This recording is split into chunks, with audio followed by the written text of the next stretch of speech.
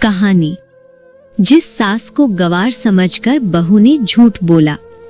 झारखंड के छोटे से कस्बे बरही में एक मध्यम वर्गीय परिवार रहता था।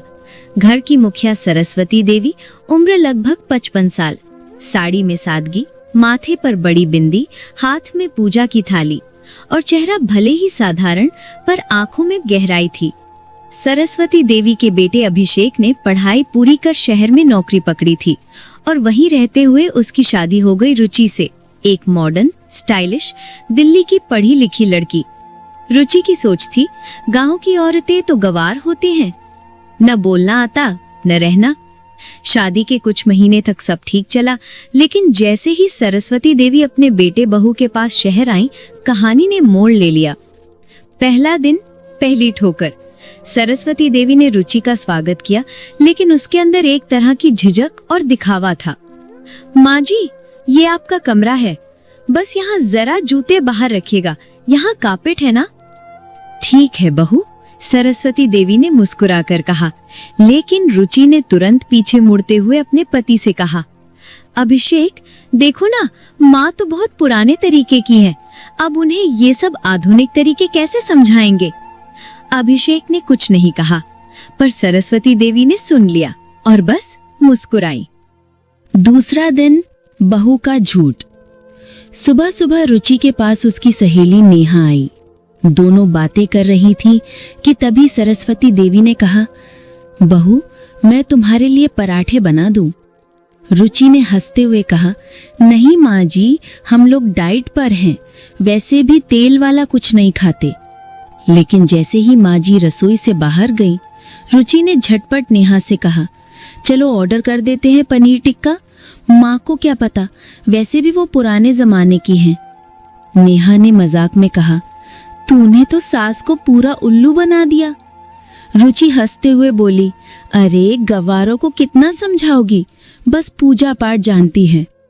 सरस्वती देवी रसोई के पास से ये सब सुन रही थी। उनके चेहरे पर मुस्कान थी, पर आंखों में हल्की नमी। तीसरा दिन, झूठ का दूसरा रंग। शाम को घर में कुछ काम वाली नहीं आई थी तो सरस्वती देवी ने झाड़ू उठा ली। रुचि मोबाइल में वीडियो बना रही थी। माँ जी, आप झाड़ू क्यों लगा रही हैं, मैं लगा लूंगी। कोई बात नहीं बहू, मुझे तो आदत है। थोड़ी देर बाद रुचि ने वही वीडियो इंस्टाग्राम पर डाल दिया। कैप्शन लिखा, मेरी प्यारी सास जो गांव की है पर दिल की बहुत साफ है। लाइक आए, कमेंट आए, कितनी प्यारी सास है, आप तो बहुत लकी हैं। पर उस वीडियो के पीछे जो सच्चाई थी वो सिर्फ माँ जी जानती थी। चौथा दिन, जब सास बोली चुपचाप। रात को घर में अचानक एक डोरबेल बजी। दरवाजे पर एक आदमी खड़ा था। मैडम, मैं बैंक से आया हूँ, आपने जो लोन लिया है उसका पेपर चाहिए। रुचि घबरा गई। कौन सा लोन? वही जो आपके नाम पर है। अभिषेक ने गुस्से में पूछा, रुचि ये सब क्या है? रुचि हकलाते हुए बोली, मैंने बस अपनी बुटीक के लिए लिया था, वो भी थोड़े टाइम के लिए। लेकिन तुमने झूठ क्यों बोला? अभिषेक चिल्लाया। सारी बात सुनकर सरस्वती देवी ने बस एक बात कही, बेटा बात को बढ़ाओ मत, मैं देख लूंगी। पांचवा दिन, खुला सच।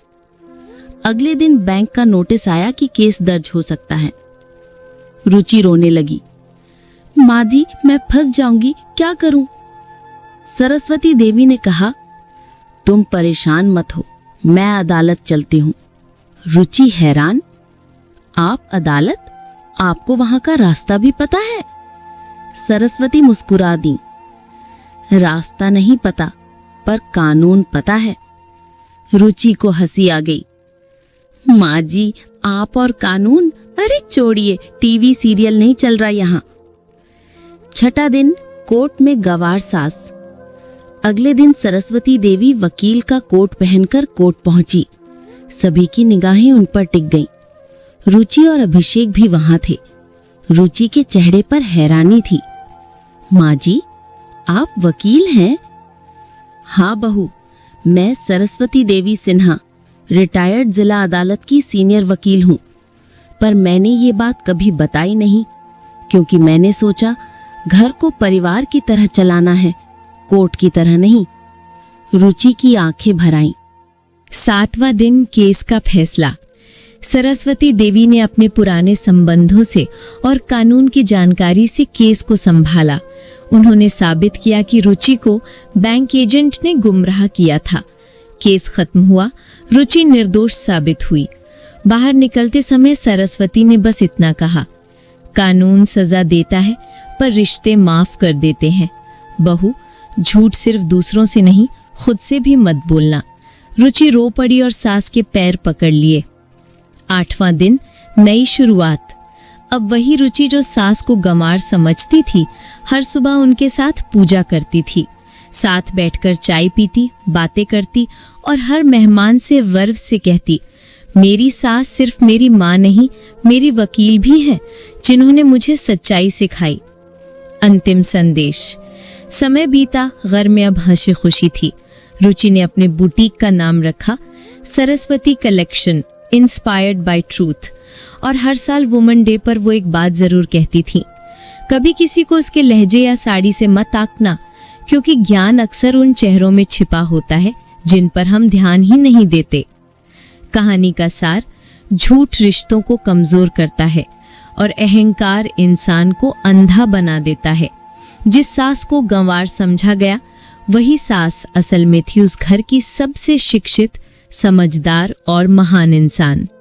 दोस्तों, जिंदगी में कभी किसी को उसके कपड़ों, लहजे या सादगी से मत आंकना, क्योंकि असली ज्ञान, असली ताकत और असली इंसानियत अक्सर उन्हीं चेहरों में छिपी होती है जिन्हें दुनिया गंवार कहकर नजरअंदाज कर देती है।